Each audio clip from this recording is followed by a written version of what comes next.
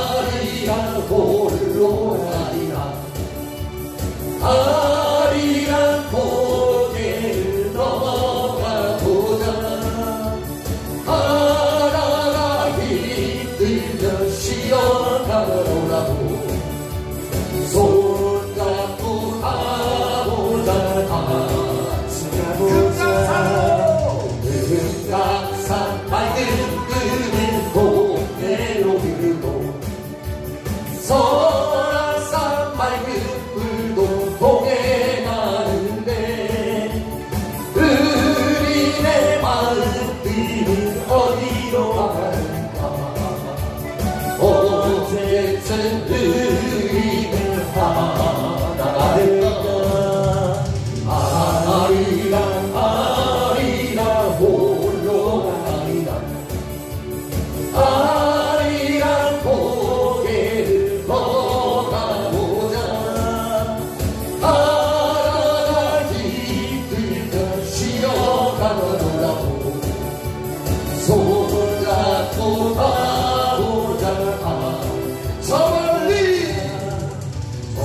멀리 동해바다 외로운 섬 오늘도 거센바람 불어오겠지. 서름한 얼굴로 바람 맞을 독도야 밤밤에 잘 잤느냐. 아리랑 아리랑 홀로 아리랑 아리랑 고개를 넘어가보자. 하나가 힘들면 쉬어가더라도 손잡고 가보자. 같이 가보자. 금강산 밝은 동해로 일도 설악산 밝은 물도 동해 가는데 우리네 마음들은 어디로 가는가. 언제쯤 우리는 하나가 될까. 아리랑 아리랑 홀로 아리랑 아리랑 고개를 넘어 마지막으로 찾아가. 하나가 힘들면 쉬어가려고 손잡고 대한민국 아이고 해바다 외로운 섬 오늘도 거센바람 불어오겠지. 조그만 얼굴로 바람 맞으니 독도야 밤밤에 잘 잤느냐. 아리랑 아리랑 홀로 아리랑 아리랑 고개를 걸어가보자. 하나가 힘들면 쉬어가더라도 손잡고 가보자. 같이 가보자.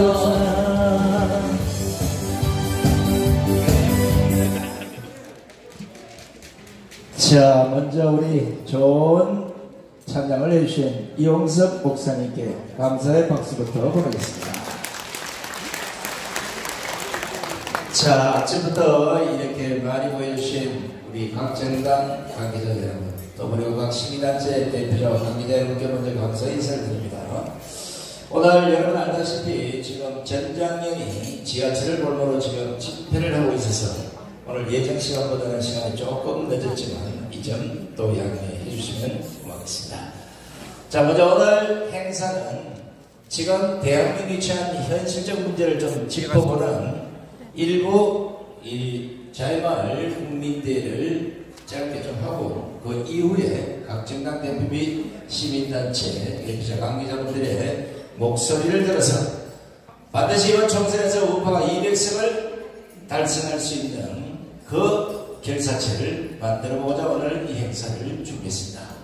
여러분 알다시피 지난 1월 1일부터 많은 전문가들이 정광 목사님 모시고 서울을 출발해서 제주를 돌아서 우리나라 전국 8도를 거의 하루에 2군데씩 다니면서 민심을 하게 됐습니다. 지금까지 취각된 민심은 지금 현재 국민의 힘으로는 도저히 저 민주당을 이길 수가 없다. 더더구나 지금 현재 민주당의 이재명이가 통진당보다도 더한 일병 간첩이 덕실거릴 수 있는 이런 정당을 만들어서 대한민국을 들이엎겠다는데 이제 투쟁이 높은 정당들이 아니면 투쟁이 높은 전사들이 그 국회에 들어가서 민주당과 정면 대결을 해야 될 상황이 왔다는 것. 많은 국민들이 인식을 하고 있기 위해 가는 곳마다 2배, 3배, 4배나 넘쳐나는 또 국민들을 보면서 희망을 얻고 돌아오고 이제 정호 목사님께서 오늘 이 자리에서 우리 대한민국에 가장 앞서 싸우시는 우리 시민단체 관계자분들 그리고 군사정당 관계자들과 함께 머리를 맞대고 대한민국을 살리는 새로운 길을 한번 모색해보고자 이 귀한 자리를 마련했습니다. 먼저 이 자리를 마련해주신 우리 정호 목사님께 감사의 박수부터 보내주시기 바랍니다. 네, 고맙습니다. 자, 방금 말씀드렸듯이 행사를 1부, 2부로 나눠서 본행사를 진행하도록 하겠습니다. 자, 그럼 먼저 우파정당 시민단체법 연석회의를 본격적으로 시작하겠습니다. 순서에 따라서 먼저 국민 의리가 있겠습니다. 앞에 계신 우리 내빈 여러분, 각 정당 대표 여러분, 각 시민단체 관계자 여러분께서는 모두 일어나셔서 단상의 국기를 향해 주시기 바랍니다. 일도 국기를 경례!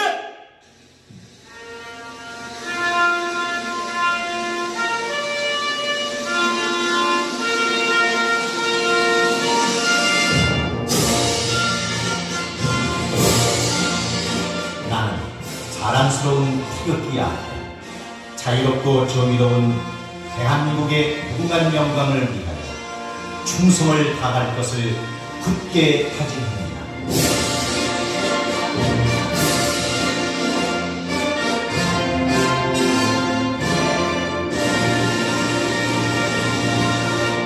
바로 다음은 애국가 제창이 있겠습니다. 애국가는 시간 관계상 4절의 뜻을 1절에 모아서 1절만 크게 부르겠습니다.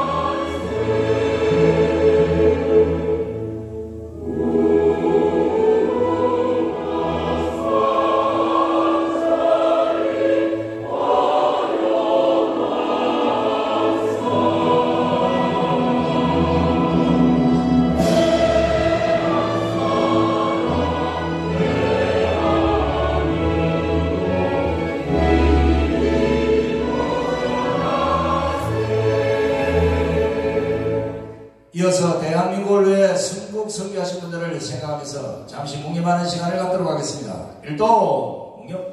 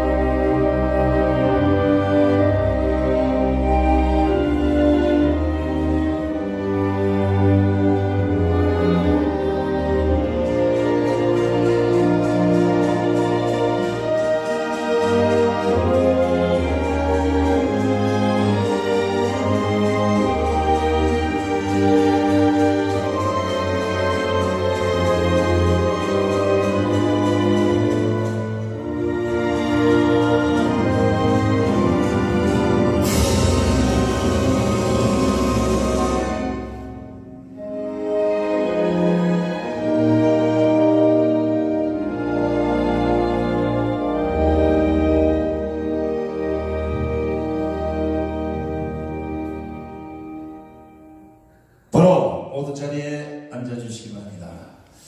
자, 오늘은 여러분 알다시피 이곳에 많은 유튜브들이 지금 와서 영상을 각 전 세계로 송출하고 있습니다.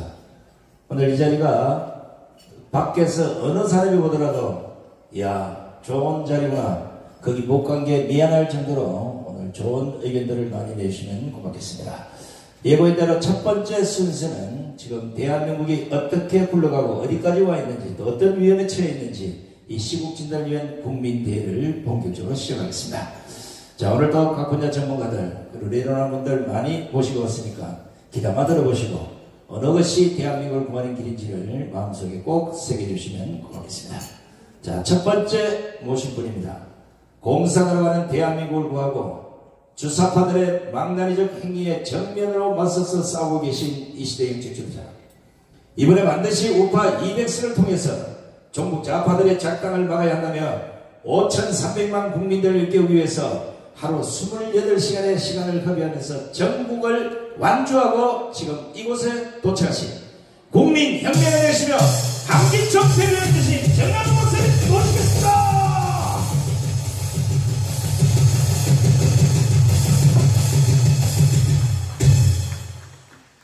존경하는 5,300만 국민 여러분, 그리고 이 자리에 참석하신 우리 각 정당 대표 여러분, 그리고 시민단체장 여러분, 지금 우리 대한민국은 건국 후 75년 만에 가장 위험한 순간을 맞이했습니다.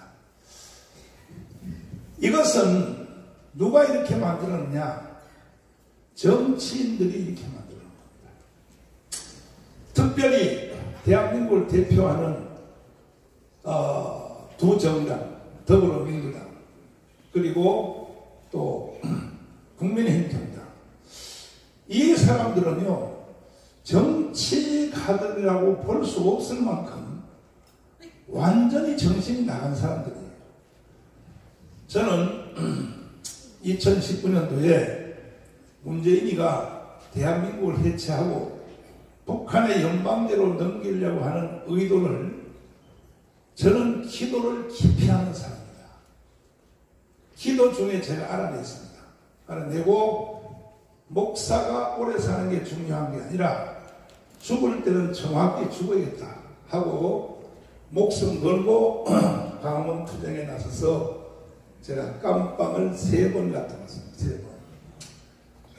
문재인은 반드시 나를 죽일 것이라고 확신했지만은, 그러나 하나님은 나를 살리셨고, 또 그 자리에 참석하신 우리 여기에 각 정당의 대표님들 그리고 우리 시민단체장 여러분들의 도움으로 오늘까지 저는 살아 있습니다.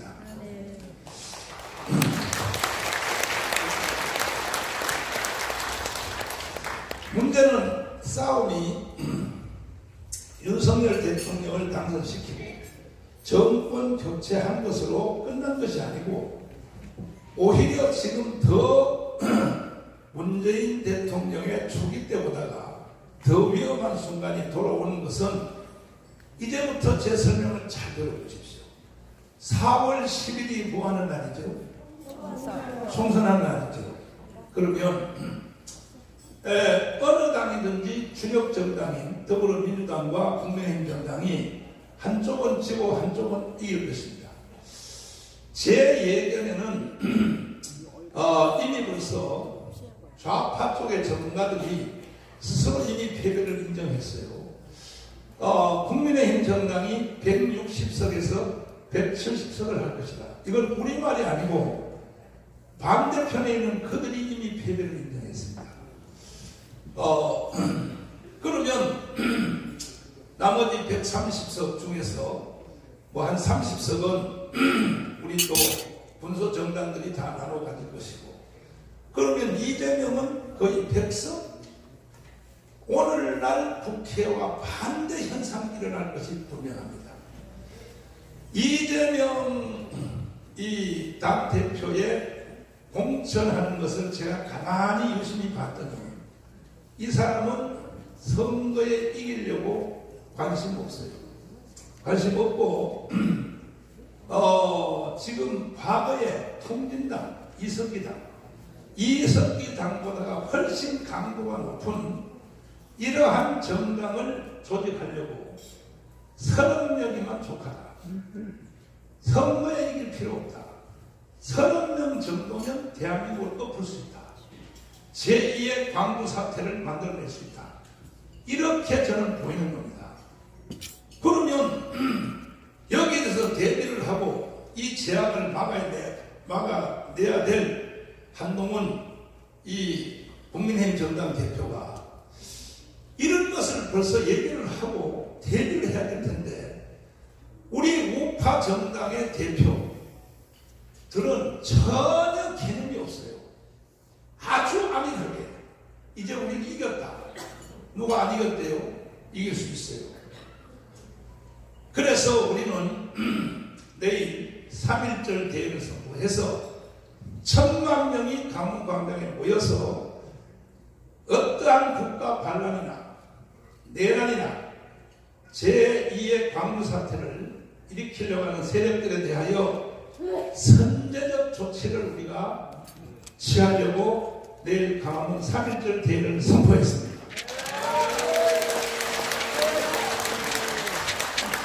제가 애국운동을 해보니까 사건이 터진 뒤에 그때 가서 해결하려니까 늦겠더라고요.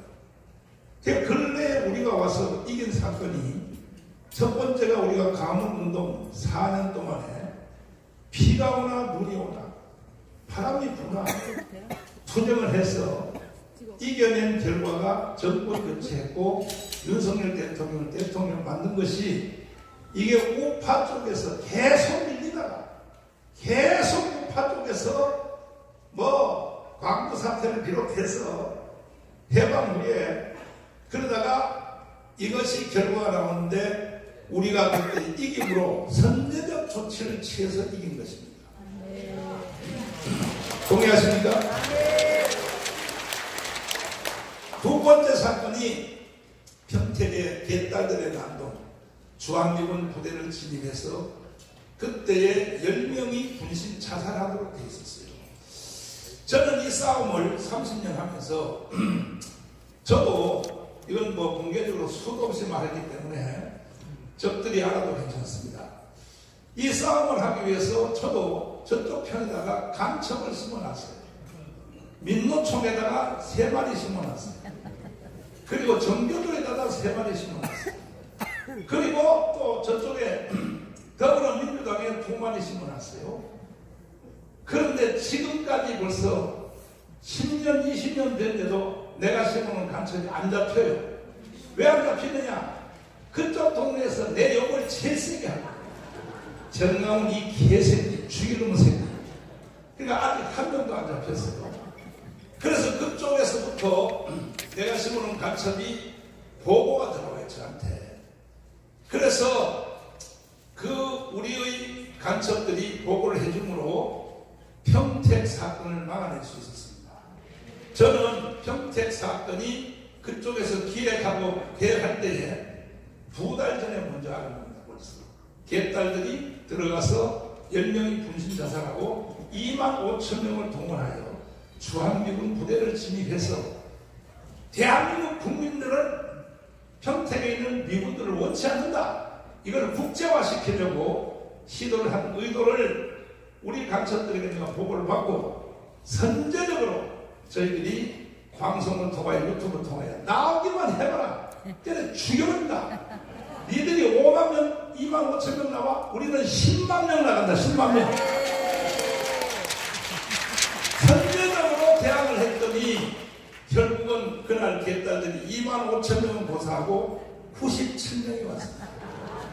그것도 무당들을 데려왔어요. 무당. 그러니까 총체적으로 뭐냐 하면 일을 해보니까 선제적으로 대결하는 것만이 이길 수 있다는 것입니다. 그래서 우리는 내일 강원광장에서 1000만 조직이 필요합니다. 왜 그러냐면 이게 정말 이제 마지막 일이라고 저는 생각합니다. 내일 우리가 하는 3.1절 대회는 일반 대회가 아니고 국내용도 아닙니다. 전 세계 우주입니다. 우주. 다시 말해서 뭐냐?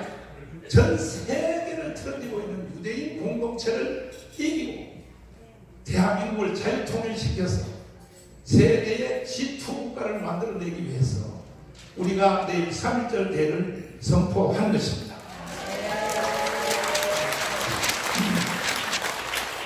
내일 우리는 3.1절 대회를 통하여 10,000명 조직을 완성해서 왜? 양대 거대한 정당을 믿을 수가 없어요. 믿을 수가 없습니다. 이재명 믿을 수 있어요? 없어요. 이재명은 이미 선거 포기했어요. 백석 이하할 것으로 이미 포기했어요. 그 대신에 간첩 수준의 30명을 조직하기 위해서 이미 들어갔습니다. 그런데 간첩 수준의 30명을 270명이 못 이겨요. 270명이 못 이깁니다.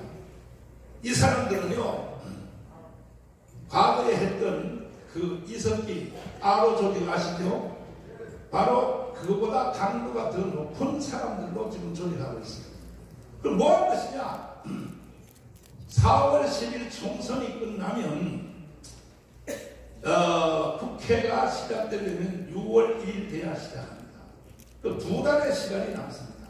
그 2달 동안은 지금도 현역 국회의원들 180석 야당들 그것이 그대로 가는 겁니다. 그대로.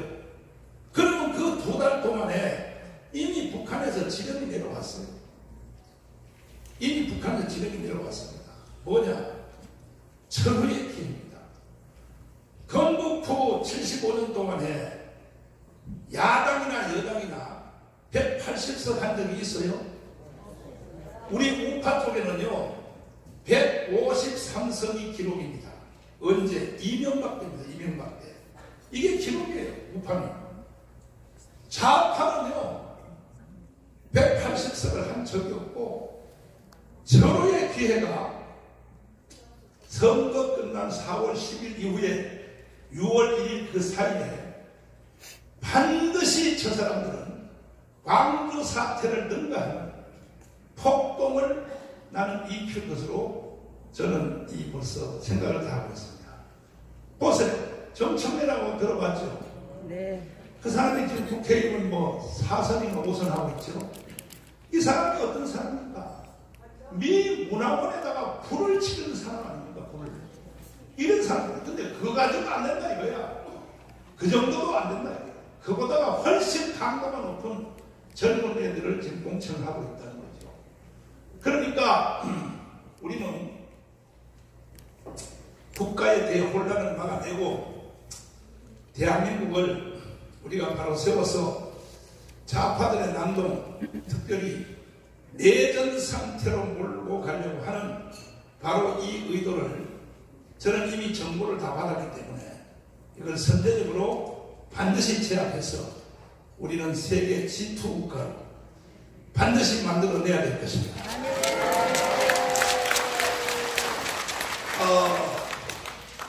이미 벌써 이것은 자기들이 공개적으로 이미 선언을 하고 있어요. 자, 대한민국은 이미 내전에 들어갔다고 봐야 됩니다. 김학성 교수님을 잠시 모시겠습니다. 자, 더불어민주당의 정강 정책을 한번 보십시오. 이거는요, 이석기 정당과 똑같습니다. 이건 정강 정책은 그 당의 헌법이죠, 헌법. 헌법인데, 시간 관계상 이 핵심적인 것만 내가 보여드리겠습니다. 자, 헌법학자 제1호 맞습니까? 네. 그렇죠. 우리 자유통일당의 공천위원장이죠. 맞습니다. 어떻게 뒷돈이 많이 들어옵니까? 공개하기 어렵습니다. 자, 근데 한 당이 아니라 180석을 가진 이 국민의 이 더불어민주당의 정당 정책에 네. 지금 이게 공개되어 있어요. 홈페이지에. 홈페이지에 돼 있죠. 게시되어 있습니다. 그 중에 6번 통일에 대한 반항. 네. 야, 이걸 한번 해설 한번 해보세요. 그 민주당 홈페이지에 들어가 보시면 정당 정책이 나오는데 네. 헌법과 같은 것이죠. 그렇죠. 6번째 항목이 통일 분야입니다. 네. 통일 분야인데 제가 빠른 속도로 읽어드리겠습니다. 7.4 남북 공동성명, 남북 기본 합의서, 그다음에 보면 6.15 공동선언, 14선언, 4.27 판문점 선언 및 9월 평양 공동선언 등 남북 간 합의를 존중, 계승하고 네. 적극 이행한다. 자, 이게 무엇 뜻입니까? 도대체. 그러니까 우리가 민주당이 지향하는 통일 정책은 김대중 대통령이 김정일과 합의를 맺은 6.15 공동선언. 6.15 공동선언 내용이 뭐예요? 한번 비춰보세요. 6.15 공동선언 내용을. 남한과 북한이 목사님 연방제 통일을 하겠다는 거죠, 목사님. 그렇죠. 요거 한번 보세요. 예, 2호입니다. 2호 한번 읽어보세요. 예, 남과 북은 나라의 통일을 위한 남측의 연합제안과 북측의 낮은 단계의 연방제안이, 그 북측의 낮은 단계의 연방제안이죠. 네. 서로 공통성이 있다고 인정하고 앞으로 이 방향에서 통일을 지향시켜 나가기로 하였다. 자, 오른쪽에 서명했죠. 네, 김대중하고 김정일과 사인했습니다. 김정일하고. 2000년 6월 15일 했죠. 이거는 헌법 위반이에요, 아니에요? 우리 헌법에 명시적으로 저촉되고 위반되는 것이죠. 이 정도의 헌법 위반하는 놈은 형량이 몇 년 정도 되겠습니까? 처형밖에 없죠, 목사님. 처형? 예. 딱 하나밖에 없어요? 하나밖에 없죠, 목사님. 처형? 예. 근데 이미 두 마리는 죽었어요. 예. 두 마리는. 예. 김대중하고 둘 남았죠, 목사님. 둘? 문재인하고 이재명 아닙니까? 아, 이재명. 그렇지, 이재명. 그런데 이러한 정당 정책을 가지고 있다는 거죠. 이거는 한동훈 이 비대위원장한테 책임이 있어요. 바로 우리는 선거 보이콧한다. 이런 정당 정책을 가지고 있는 사람들하고는 선거 못한다. 이석기처럼 빨리 해산해. 해산하고 정당 새로 만들어. 그러면 우리는 선거에 참여한다. 이 정도의 강경하게 나와 있는데 우리 편 선수들은요, 국회의원 또 당선돼서 4년 동안 또 잘 헤쳐먹으려고. 그러니까 우리가 건국 75년 동안에 특별히 한국교회 우파 시민단체들이, 자, 이승만 때는 자유당이다, 자유당. 자유당. 또 박정희 대통령 때는 공화당. 또 전두환 때는 민정당. 예. 그다음 그 후에 이제 그 3당 합당 후에 한나라당, 새누리당, 그다음에 자유한국당 해서 지금은 국민의힘 정당이 됐는데, 네. 이 사람들한테 솔직히 소망이 있어요, 없어요? 소망이 없지요. 소망이 없죠. 예, 왜냐면 대한민국이 누구인지를 정확하게 본인들이 인식하지 못하고 국민들에게도 말하지 못하고 또 정치가들이라면 대한민국을 올바른 방향으로 이끌어가야 되는데 이끌지 못하고 있기 때문에 우리가 모든 국민들에게 실망을 주고 있는 정당이 되는 것이죠. 그러면 국민의힘 정당에는 정당 정책에 네. 통일에 관한 것이 내용이라도 있기는 있어요. 막연하게 평화 통일을 지향한다라고 되는 것이죠, 목사님. 그래, 구체적으로 이승만 대통령이 세운 네. 건국의 4대 기동, 네. 자유민주주의, 네. 자유시장연수회, 네. 합리동맹, 기독교의 기독교의 내 입각한 통일이라고, 이런 구체적인 것이 내용이 없잖아요. 없습니다. 그러니까 이 희망이 없는 거예요. 그와 같은 우리 한반도에서 남북한 통일이 지상 과제일 수가 있는데 이럴 때 정확한 통일 정책을 제시하는 것은 우리 자유통일당밖에 없습니다. 이 자유통일당의 정책은 자유통일 아닙니까, 목사님? 그렇죠? 좀 한 단어도 추가하면 자유민주통일이기 때문에 헌법 정신에 가장 부합한 통일 정책을 가지고 있다, 이런 말씀을 수 있겠습니다. 우리나라의 정당이 49개, 거의 50개인데 그 중에 한 5개 정도는 좌파 정당, 극좌고, 나머지는 다 함께 할 수 있는 우리 우파 정당입니다. 그러니까 국민의힘 정당 하나만 믿고 있다가는 이게 나라가 결국 거듭나게 생겼어요. 그래서 오늘 이 자리에 오신 우리 각 당 대표님들 또 임원들, 우리 힘을 합쳐서 반드시 나라를 지켜내야 될 것입니다. 아멘.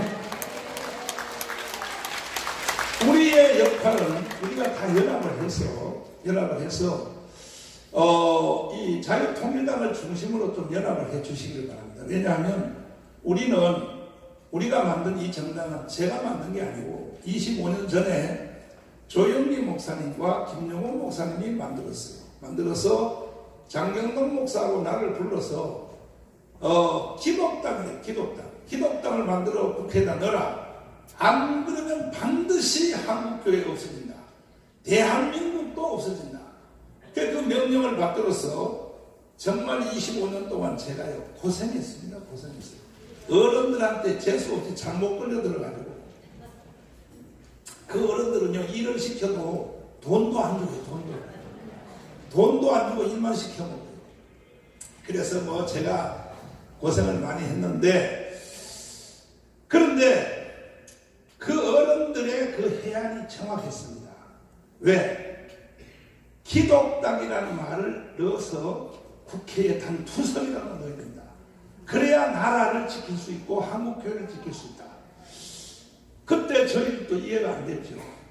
이해가 안 돼서 내가 살짝 대들다가 또 뒤지도록 혼났고, 돌아가신 김유곤 목사님한테 2년을 불려다니면서 제가 공부를 하게 됐어요. 일주일에 한 번씩.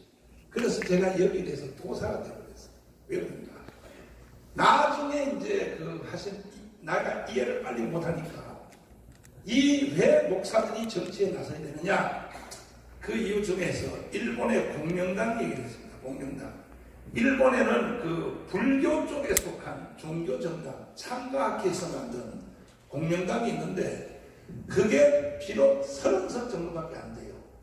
30석밖에 안 되는데 이 참가학회에서 만든 남남호랑교인가 그쪽에서 주로 만든 30석입니다.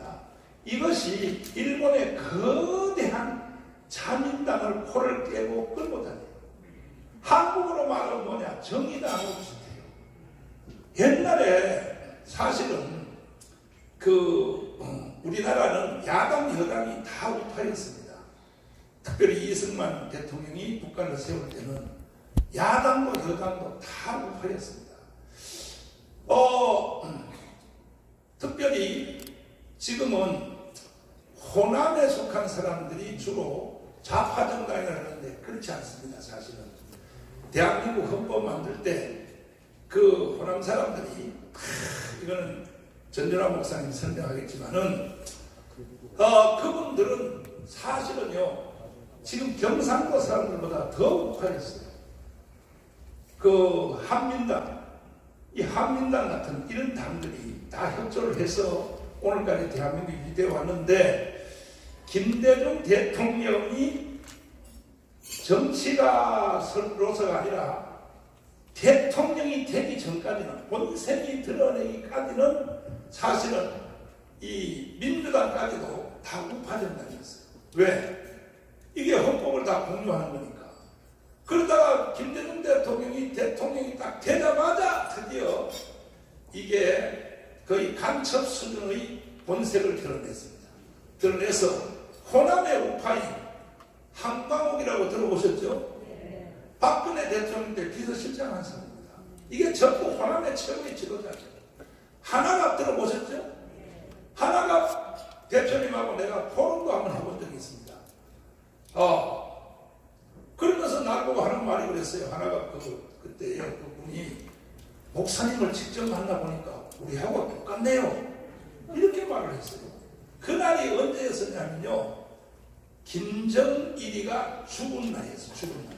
김정일이 죽었다고 발표한 날입니다. 그날 이제 포럼이 이루어졌는데, 그 다음에 이제 김경재, 김옥두, 뭐 이 사람들은 호남의 지도자들이지만 김대중이가 본색을 드러내기 전까지는 김대중한테 속은 겁니다. 우파입니다. 우파의 사람들.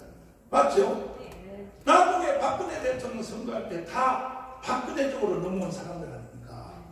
몰라요? 몰라요?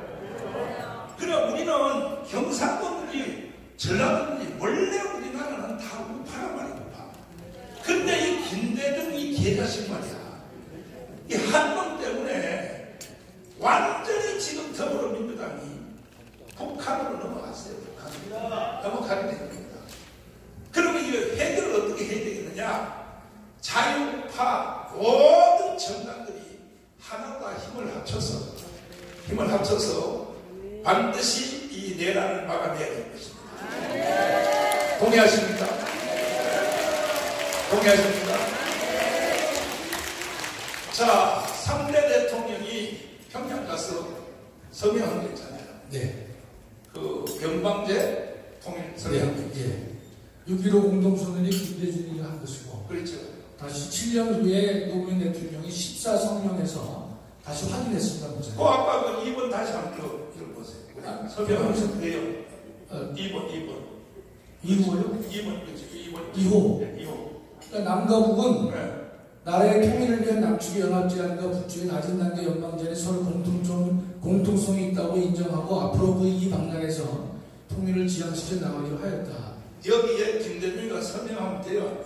안 돼요, 목사님? 안 되죠. 그렇습니다. 핵심 이유는 뭐냐면 북한이 계속 고려연방제를 주장했죠. 네. 고려연방제가 뭐하는 연방제? 그 소위 높은 단계 연방제라고 보통 알려져 있죠. 네. 그것은 남한과 북한이 통일 국가를 만들어낼 터인데 만들려면 선 조건이 두 개가 필요하다. 두 개가 뭡니까? 하나는 주한미군 철수하고 국가보안법을 폐지하면 우리가 하나의 국가를 만들 수 있겠다라고 하는 것이 높은 단계 연방제입니다. 자, 그러니까 주한미군을 일단 나가자. 네. 그다음에 보안법을 철폐하면 남북한을 확 섞어서 하나로 만들자. 네. 이게 고려연방제고 그렇습니다. 높은 단계 연방제입니다. 그러면 낮은 단계 연방제라는 것은 무슨 말이에요?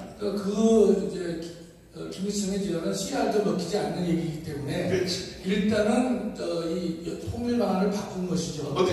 남한과 북한이 일단 선통일을 하자. 이렇게 연방 국가를 만들자는 겁니다. 그렇지. 그러나 우리가 그걸 받아들일 수 없는 이유는 하나의 통일 국가를 만들게 되면 필연적으로 두 가지가 결과가 초래할 것인데 하나는 당연히 대한민국에 외국 군대가 필요 없게 되니까 주한미군 철수가 나올 것이고 북한과 하나의 연방국가가 되기 때문에 북한을 적대 국가로 볼 수 없는 것이기 때문에 국가보안법을 필연적으로 폐지할 수밖에 없는 상황이 된 것입니다. 우리 박사님은요 아는 게 너무 많아요. 머리에 원문이 너무 많이 들어서 설명을 복잡하게 해요. 그냥 간단하게 하면 되거든요. 뭐냐? 주한미군 그대로 놔두고 네. 보안법 그대로 놔두고 나라부터 박살벌 네. 합치자 선. 예, 박살벌 예, 예. 그것이 낮은 단계 연방제죠. 그렇습니다. 이것에 대해서 이 김대중이 가서 사인을 한 거죠. 그렇습니다. 예. 이놈을 어떻게 해야 돼요? 이미 죽었잖아요, 목사님. 이미 죽었어. 우리가 저 선교 끝나고 나서 제가 여러분을 한번 물어볼게요. 각 정당 대표들이 물어보세요. 이놈을 어떻게 해야 돼요? 파괴해야 됩니다. 밑에서 보관 참시하는 거예요. 보관 참시가 뭔 뜻입니까? 죽은 시체를 다시 꺼내가지고 처벌하는 거죠, 목사님. 아니 시체를 꺼내가지고 또 재판을 할 수 있나 이거예요. 옛날에도 목사님 그런 얘기가 많이 있었습니다. 근데 문제는 이 김대중, 노무현 지금 또 문재인, 또 이재명 네. 이 사람보다 더 나쁜 사람이 누구냐? 여기 있는 각 정당 대표들이야. 왜? 이런 꼴을 보고도 가만히 있는 거야. 이제 지금부터 우리 일어서야 돼. 아멘. 제가 돈을 5천만 원 이상 들어가서 이 자리에 자리를 마련하려고 신문 광고비는 5천만 원 이상을 들었는데도 여기에 우파정당이라고 혼자 큰소리 제일 치고 자기가 우파정당의 대표라고 하는 사람이 안 오잖아요. 나하고 한번 대화 한번 해보자. 대화. 우리는요, 내가 이걸 왜 주도할 수 있는 권리가 있냐면 조영기 목사님이 만드시고 김정은 목사님이 만든 이 정당은 중앙선관위에 여러분 가서 찍어보십시오. 우리가 지난 선거에서 77만 표를 얻었습니다. 선관위 가면 나와요. 그럼 우파 정당 중에서 솔직히 이야기해서 50만이나 77만 얻은 경험이 있는 정당 있나요? 없죠. 있으면 한번 손 들어보세요. 없잖아요.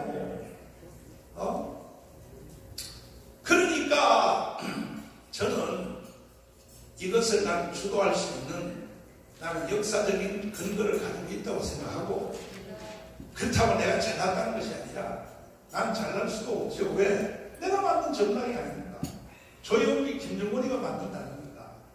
이제 우리 분소정당, 저쪽에서는 우리 보고 분소정당이거든요. 다 뜻을 합쳐서 반드시 이번에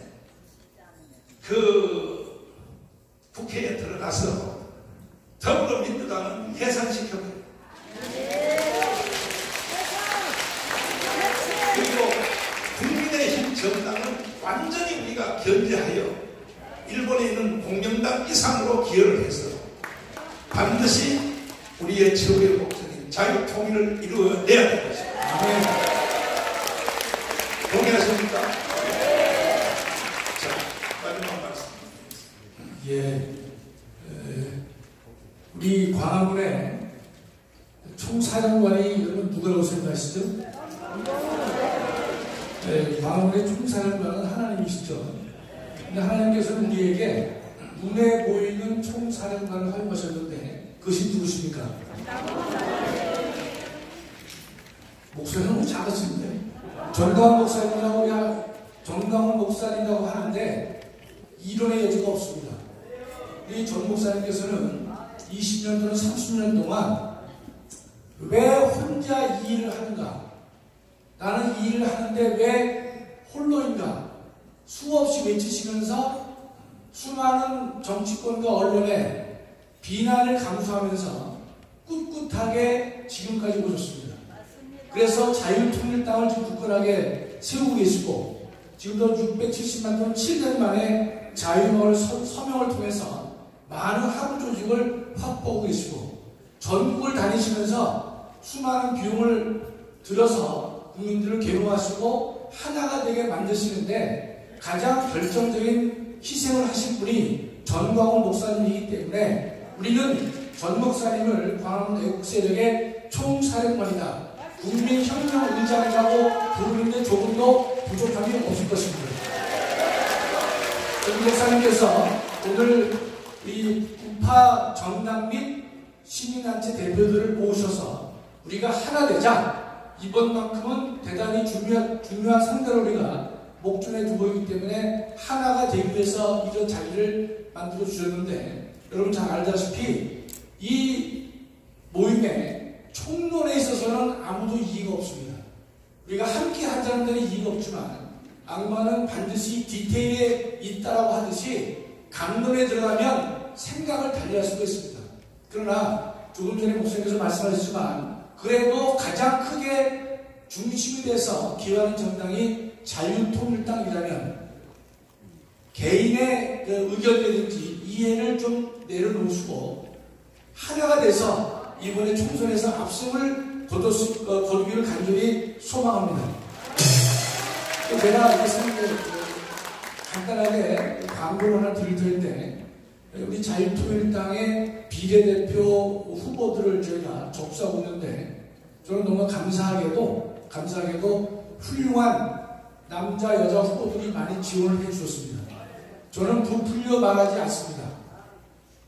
제가 기도하는 가운데 우리 자유통일당에서 제시하는 비례대표의 남녀 후보는 적어도 국민의힘과 민주당보다는 객관적으로 나올 수 있다는 제가 자신을 가질 수가 있습니다.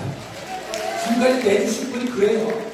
여러분 주변에 본인 또는 추천을 많이 해주셔서 더욱더 많은 분들이 비례대표 지원을 해서 이 자유통일당과 보수파 우리는 군소정당이라고 하는 늘 어려움을 겪고 있는 것이지만 그러나 우리가 존재하고 있다는 사실을 전 국민에게 알리기 위해서라도 정말 귀중한 후보들이 많이 지원을 해 주셔야 될 것으로 믿습니다. 적극적으로 많이 지원해 주셔서 이번에 반드시 약한 국민의힘, 우리의 적인 민주당을 꺾는데 크게 기여해 주시기를 간절히 소망합니다.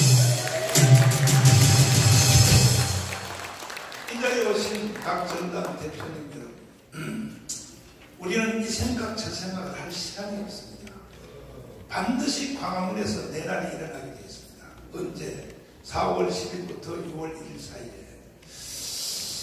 그래서 헌법을 공유하시는 분이라면 여러분 이 자리에 오신 모든 각 정당 대표님들, 시민단체장들은 우리나라 헌법을 공유하시죠? 네.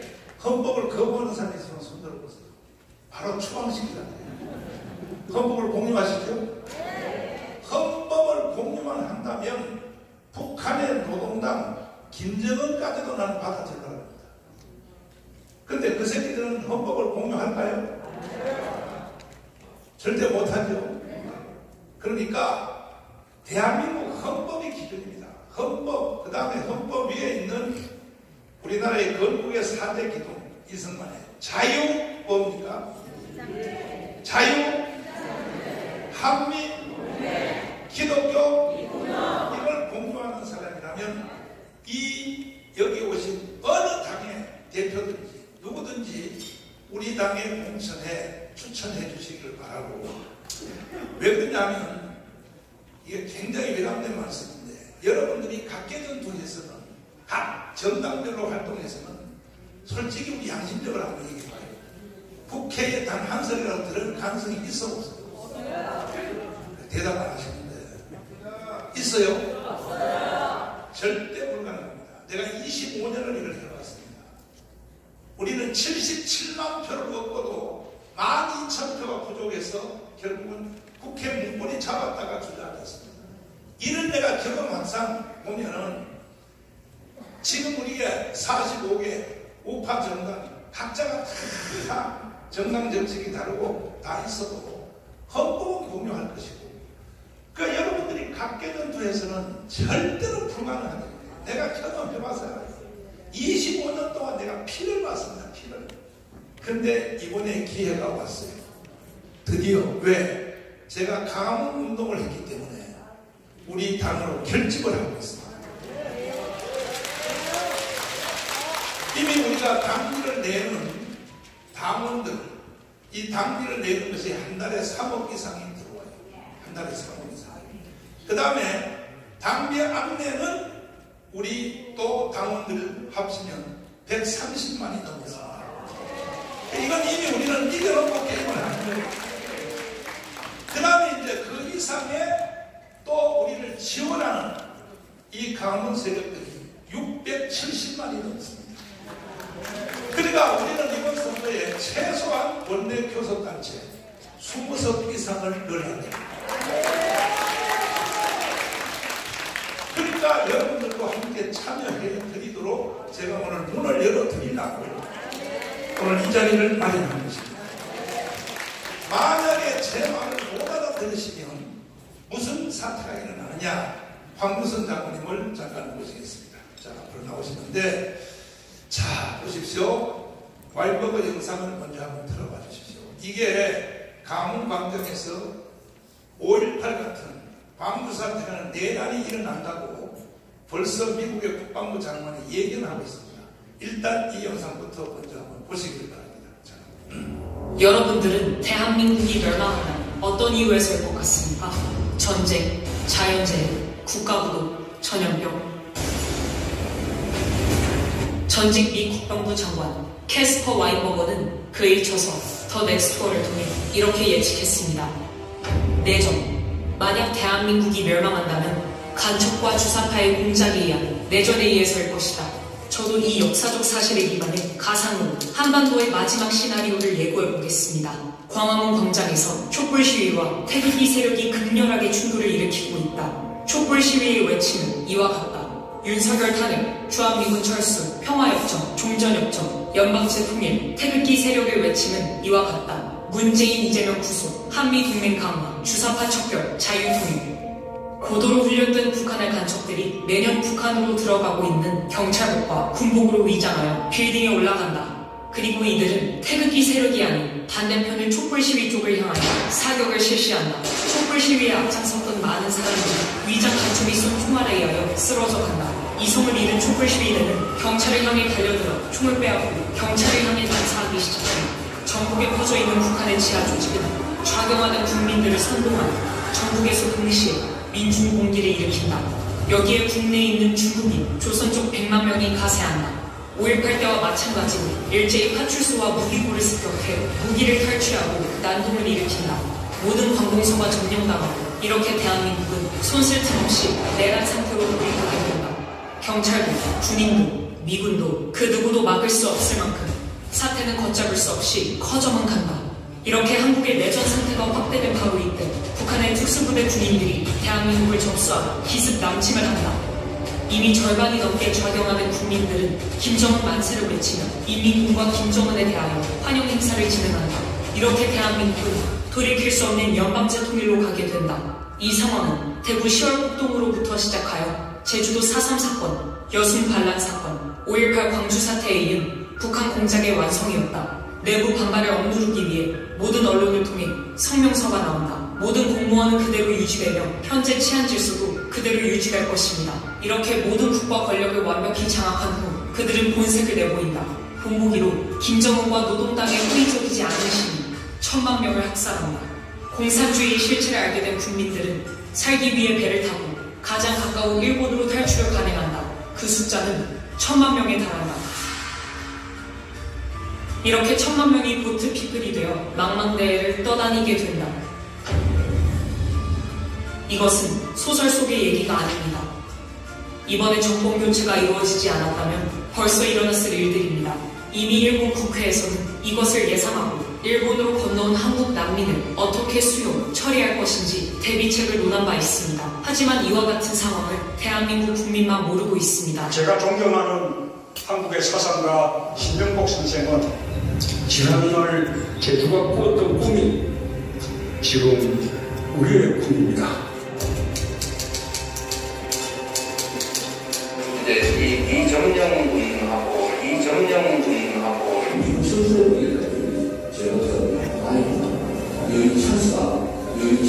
미군 철수가 신념인 이재명을 지지하는 국민의 숫자가 무려 1,614만 명에 달합니다. 미 국무부 장관과 CIA 국장을 지낸 마이크 폼페이오는 한국 언론과의 인터뷰에서 충격적인 발언을 했습니다.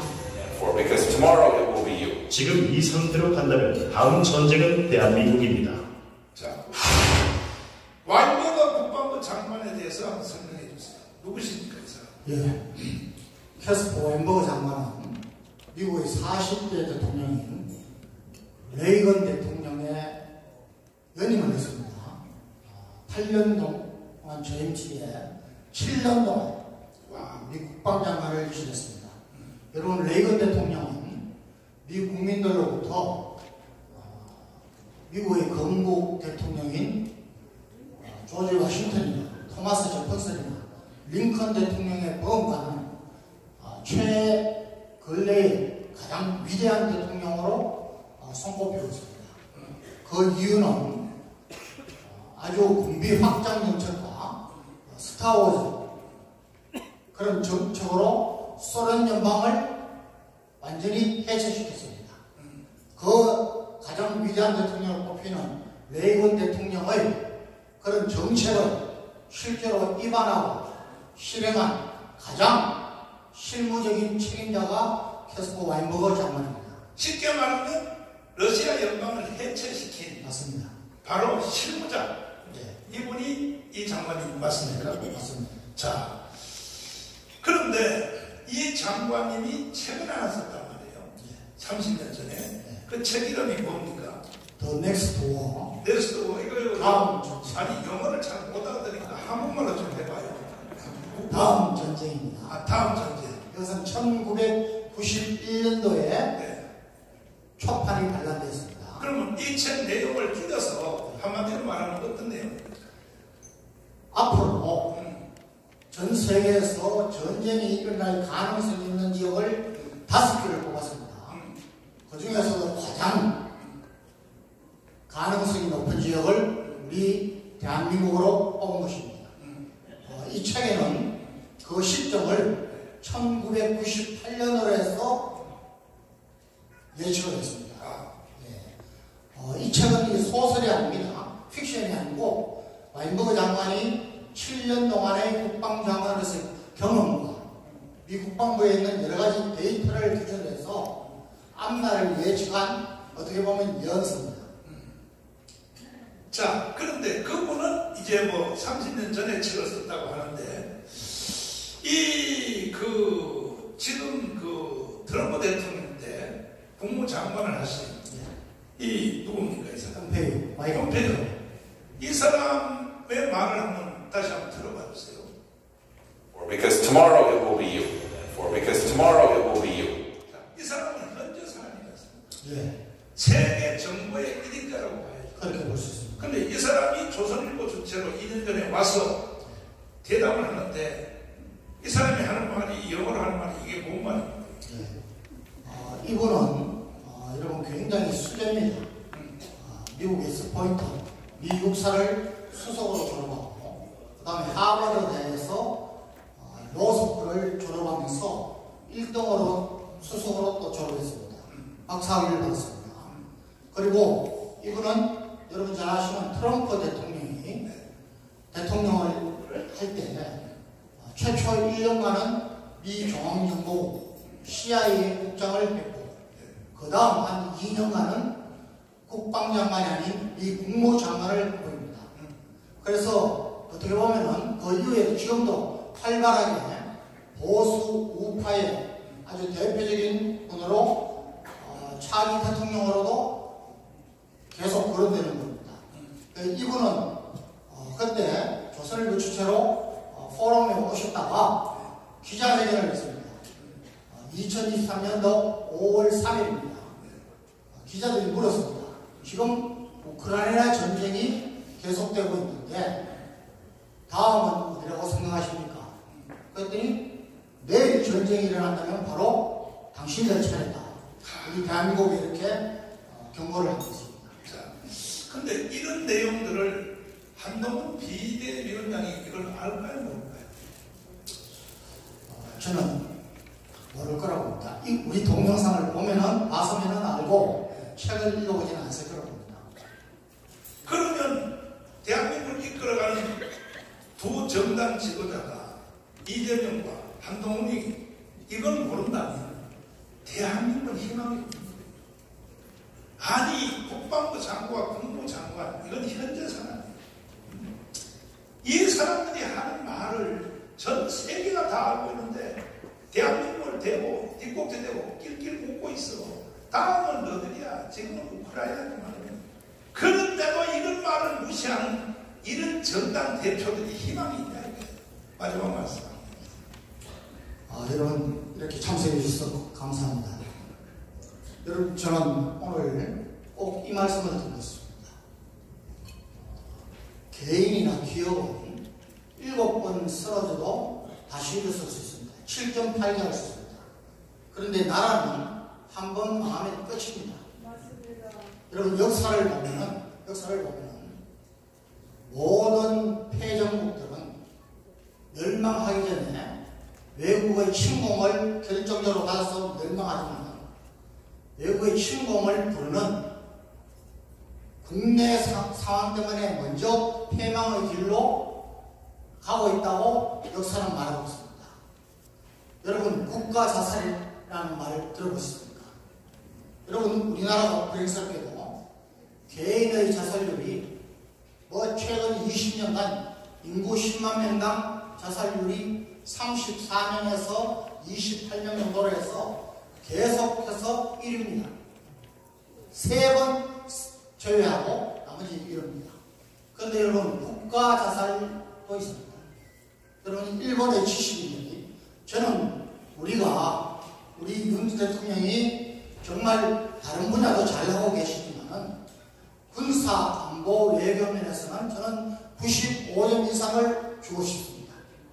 여러분 문재인 정권 때 문 대통령이 밖에 나가서 얼마나 냉대를 받았습니까? 여러분 지금 우리 윤 대통령은 한미동맹을 군사동맹에서 경제동맹, 가치동맹으로까지 끌어올렸습니다. 여러분 타탄이 날 뻔한 한미일 공조를 여러분 지금 완전히 복원시켰습니다. 여러분 금년에 우리나라가 외교 수교를 193번째로 북한의 형제국인 쿠바하고 수교를 맺었습니다. 여러분 이제 UN 회원국 중에 우리가 수교하지 않은 나라는 시리아 하나입니다. 우리가 나토에도 지금 준위원국으로 적극적으로 참여하고 있습니다. 여러분 이렇게 잘하고 있다. 이것뿐만 아니라 원전, 망해져가는 탈원전을 회복시켜서 원전을 비롯해서 얼마나 많은 수주를 하고 있습니다. 이런데도 불구하고 꼼짝 못하고 2년을 허비하고 있습니다. 왜 그렇습니까? 더불어민주당 때문입니다. 어떻게 보면 그것보다 더 문제는 우리 국민들의 지적 수준 때문입니다. 여러분 고대 아테네 철학자 플라톤 이런 말을 했습니다. 투표에 무관심하면, 투표를 잘못하면 많은 불이익을 받게 되는 겁니다.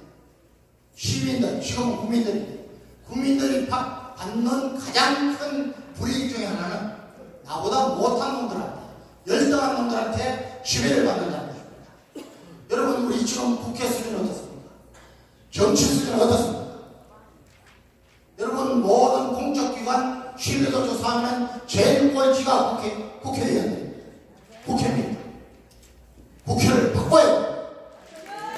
우리가 정치개혁을 하지 않으면 우리나라가 지금 세계 6위에 어떻게 보면은 주인공 국가의 역할을 충분히 할 수 있는데도 불구하고 덜덜이 국가로 떨어집니다. 이번이 마지막 기회입니다. 여러분, 우리나라 국민들이 이제 지적 수준을 높여서 내가 뽑는 투표가, 선거가 정말 나라를 바꾸고 내 후손들을 안심하고 살 수 있게 만들겠다는 이런 판단을 해야 됩니다. 이 일에 지금 우리가 앞장서고 있는 것입니다. 여러분, 3월달 집회를 꼭 참석하십시오. 여러분, 소풍을 와도 되지 않습니까? 여러분, 이번에 참석해서 이제는 다시는 민노총과 정대전을 비롯한 주사파 운동정권이 다시는 집권하지 못하도록 뿌리를 뽑아야 됩니다. 안전히 합니다.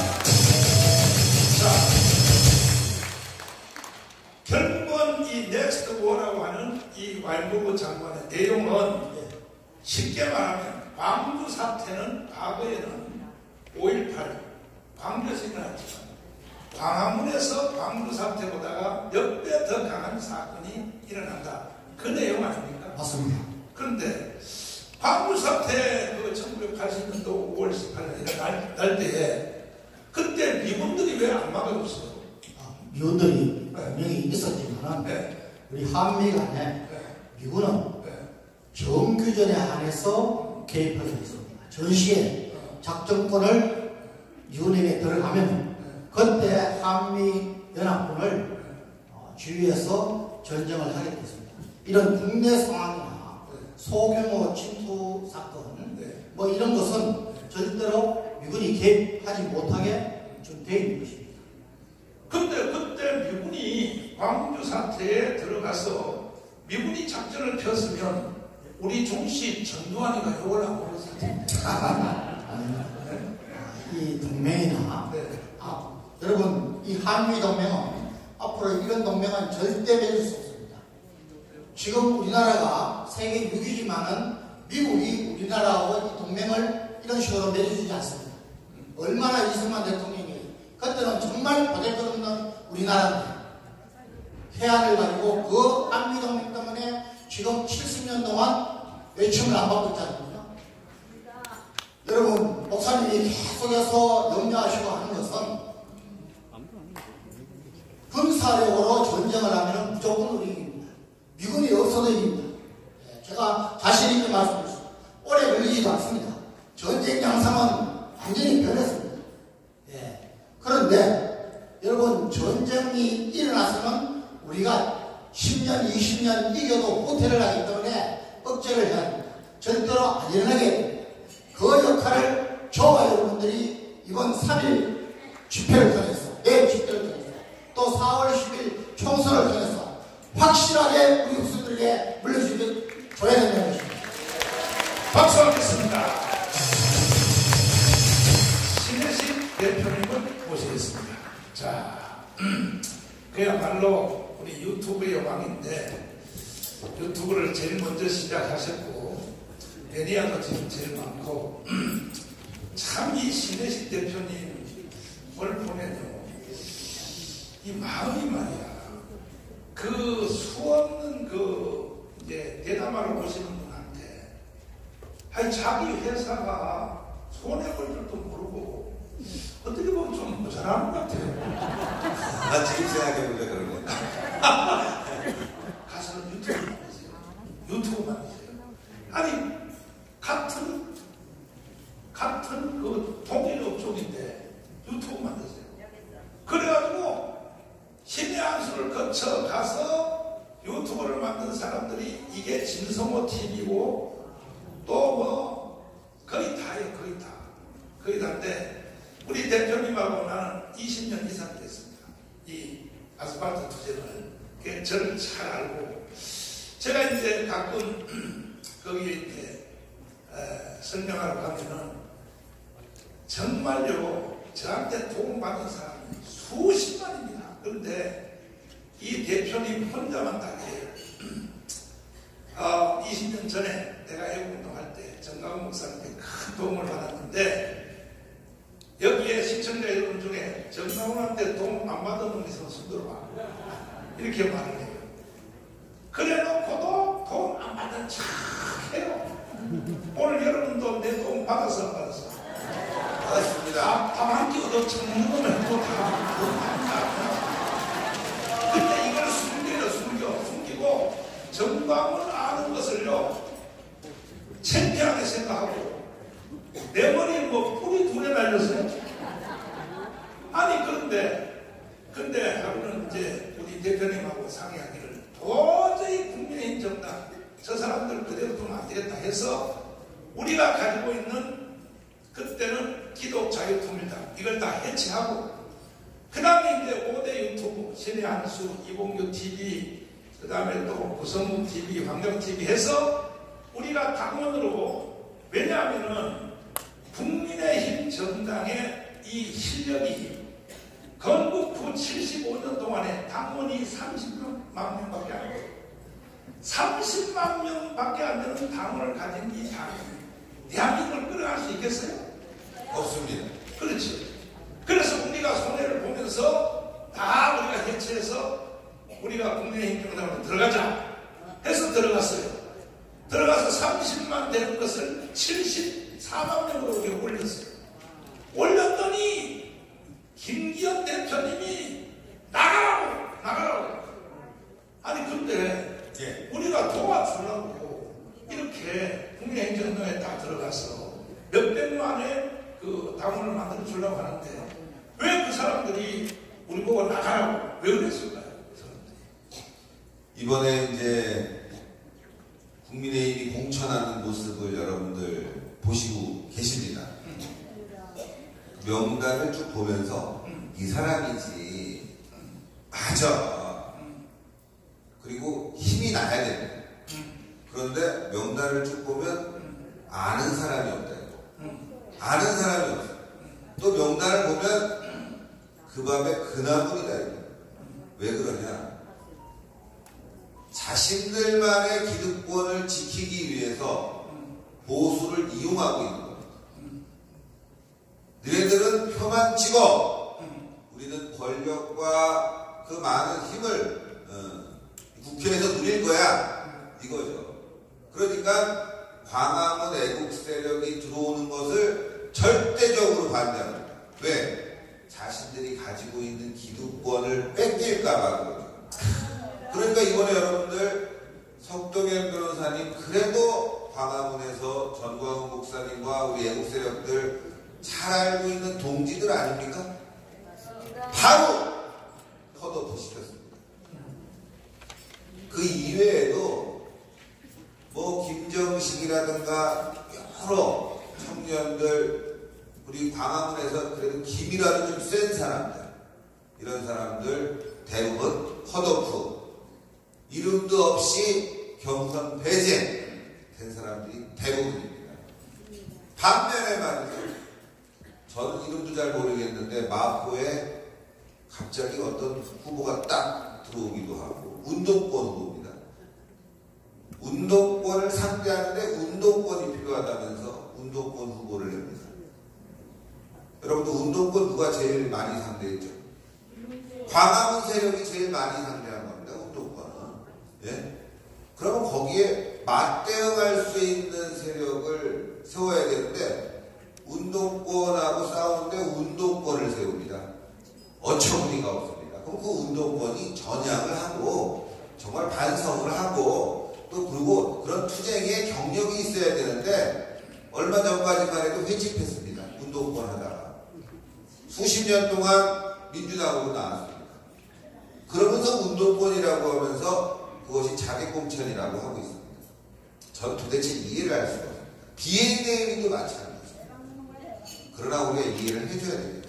예, 이제 시간이 얼마 남지 않았으니까 이해를 해주는데 참 답답한 거는 바로 우리 광화문 애국 세력입니다, 여러분. 수십 년 동안 끌려다니더니 이제는 노예가 되어버렸어요. 이렇게 둘러보니까 없어. 그냥 찍어야 돼. 나는 저 종북 세력은 싫어. 찍어야 돼. 그러면서 이제 관성적으로 한쪽으로만 가서 선거를 한 그것이 이제 자발적 노예가 돼서 대안을 생각하지 않는 상태까지 왔다. 국민의힘은 이거를 이용을 합니다. 적극적으로 이용을 하죠. 그래서 견제가 필요하다는 게 지금의 상황입니다. 우리는 견제를 내줘야 돼요. 비판하는 게 아니고 비난도 아닙니다. 견제를 하자고요. 견제. 민주당이 저렇게 좌로 끌려갈 수 있었던 이유는 종북 좌파 세력들이 계속 그쪽으로 밀었고 정의당이라는 세력, 통진당이라는 세력이 있었기 때문에 민주당이 계속 점진적으로 좌로 가서 이제는 정말 이게 종북당인지 진짜 좌파의 어떤 본산인지 헷갈리게 되거든요. 그래서 이번에 위성정당 공천하는 거 여러분들 보시면 아실 겁니다. 네. 통진당, 진보당 다 참여합니다, 이제는. 심지어 간첩들까지 참여한다는 거 아닙니까? 간첩으로 의혹을 받고 있는 자들까지 참여한다는 거 아닙니까? 이제는 하나가 돼버렸어요, 걔네들은. 그러면 우리도 이제는 광화문하고 뭔가를 해야 되겠다. 애국세력하고 이제 함께 해야 된다. 야, 어제 공천에서 또 김기현이 됐습니다. 네. 김기현이 뭐라고 했습니까, 여러분들? 전광훈 목사님 입 닥쳐라. 니들 다 나가라. 광화문 필요 없다. 우리 중도만 갖고도 선거 이길 수 있다. 이런 사람이 공천이 또 됐습니다, 여러분. 네. 우리는 근데 그런 모욕과 수모 그러면서 반대편에서 열심히 싸우면서 감방불가하고 말이죠. 돌아가신 분도 계시고 이런 것까지 했는데도 불구하고 우리는 그냥 노예가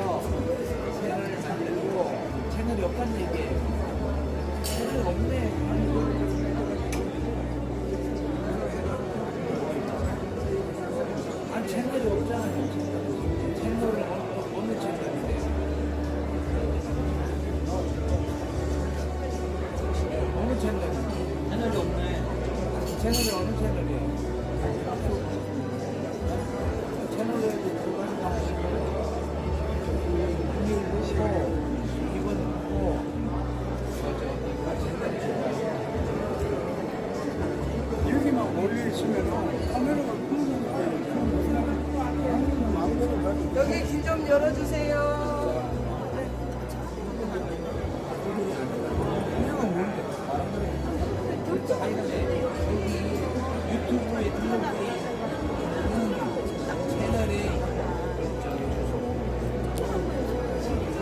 자, 다시 한번 안내 말씀드리겠습니다.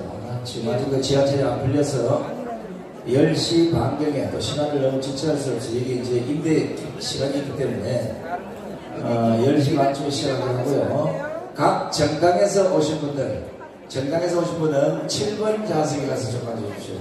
오늘 행사가 1부에는 시국 진단을 위한 이 국민대회를 먼저 하고 2부에는 각 정당 대표들, 관계자분들의 얘기를 좀 듣고 우파 전체가 결속할 수 있는 이 방법을 찾아보고자 합니다. 또 시민단체 관계자들은 여럿이니까 그 자리에 앉아 계시되지만 정당에서 오신 분들은 7번 좌석으로 자리를 좀 옮겨주시기 바랍니다. 잠시만 기다려 주십시오.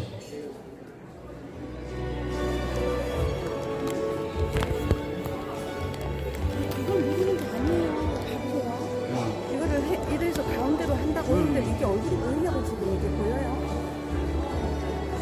보이는 없다.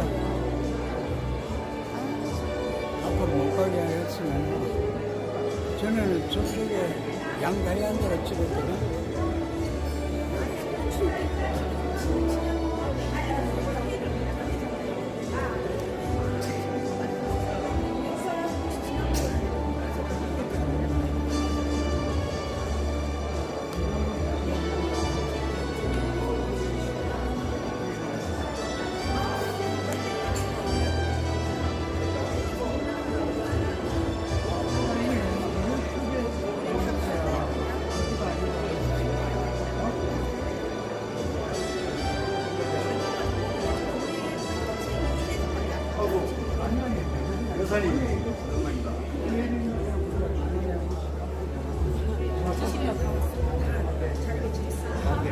우파정당 시민단체 범연석회의에 참석해 주신 여러분 환영합니다. 대한민국 네?